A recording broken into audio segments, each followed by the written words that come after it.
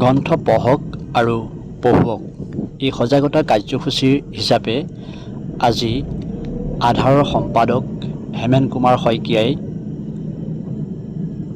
ৰাজৈ চাহ বাগিচাৰ মুক্তিযোদ্ধা ভদু ঘাটোৱাল আদৰ্শ বিদ্যালয়ত এটি গ্ৰন্থৰ টোপোলা প্ৰদান কৰে।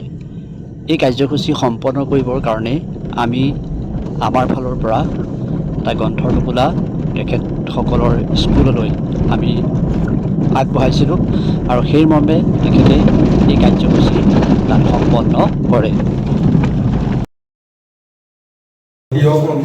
এজন উদীয়মান লেখক, এতিয়া অসমৰ এজন প্ৰখ্যাত লেখক বুলি ক'ব লাগিব, অৰূপজ্যোতি হাজৰিকা নামটো সোনকালে শুনিব পাৰে। তেওঁৰ কিতাপো এতিয়া 4-5খন আৰু তেওঁ অসমত এতিয়া আন্দোলন এটা গঢ়ি তুলিছে, কিতাপ পঢ়োঁ আৰু পঢ়ুৱক। কিতাপ পঢ়োঁ আহা, শুনিছেনে? আমি যে কিতাপ নপঢ়োঁ, মানে বাহিৰা কিতাপ পাঠ্যপুথি পঢ়োঁ বুলি তেওঁ এইটো এটা আন্দোলন গঢ়ি তুলিছে, পঢ়োঁ আৰু পঢ়ুৱক। গতিকে তোমালোকে কিতাপ পঢ়িবা, সেইকাৰণে তেওঁ তোমালোকলৈ কেইবাখনৰ পৰাই 14-15খন কিতাপ দি পঠাইছে।